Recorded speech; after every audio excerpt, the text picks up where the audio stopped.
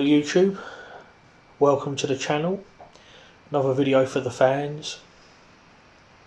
So for those of you that have been following the channel, you will know that last week I attempted to deadlift 320 kilograms or 705 pounds, and I very nearly done it. Unfortunately I wasn't quite successful.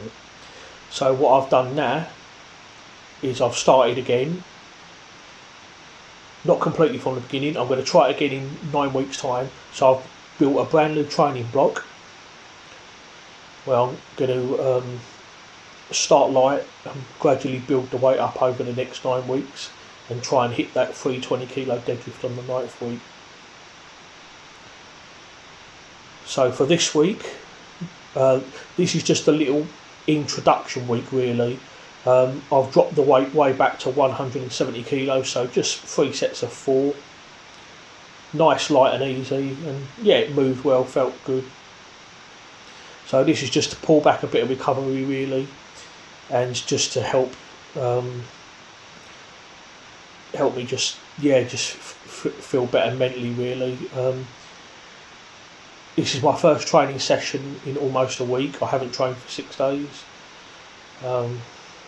I just, after failing the 700 pound deadlift, I just felt dejected and just felt weak physically, mentally.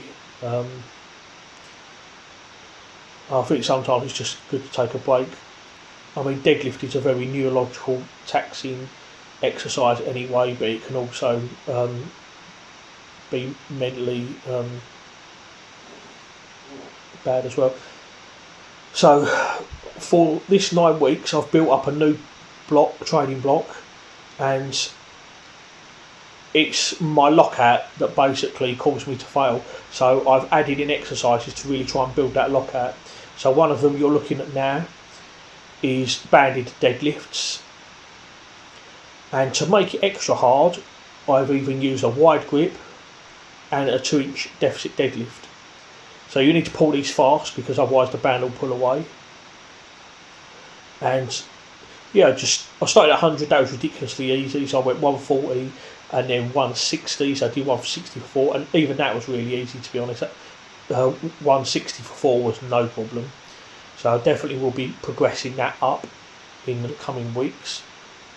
So I'm going to use kind of like a mechanical progression on that basically, where I'm making it hard to begin with, but then I will go from a wide grip to a regular grip, still use the deficit, so that will make it slightly easier.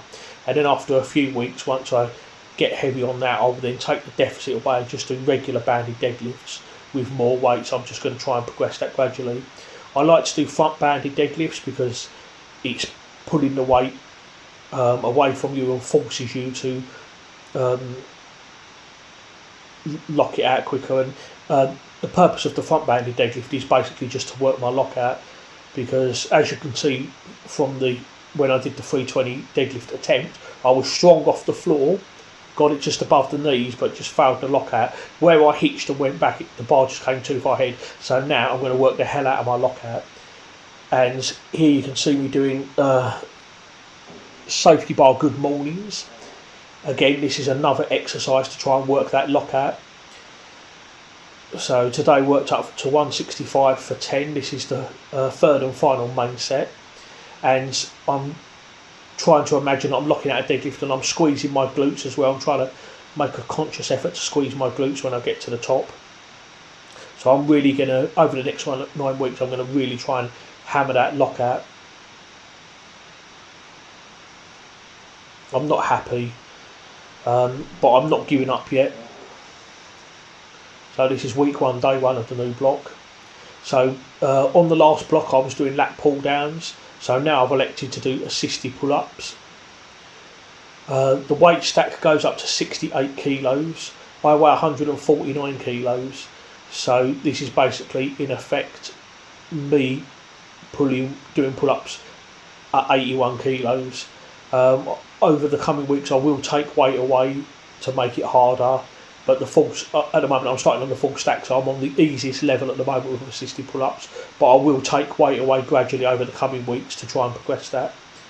So now some dumbbell rows. I'm doing them chest supported. There's quite a few ways you can do these, but I've elected to do them chest supported.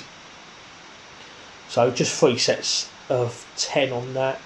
I started at 10 kilos, then 20 kilos, and then this third and final set 30. This is really easy for me, but that's the point. I just want to keep it nice, light and easy this first week and just gradually build myself back up. Next exercise here is single leg press. So I'm going to do this for 3 weeks and just progress this weight up gradually. When I did these on the previous block, I did these before and then I moved up to regular leg presses, and that's exactly what I'm going to do this time around.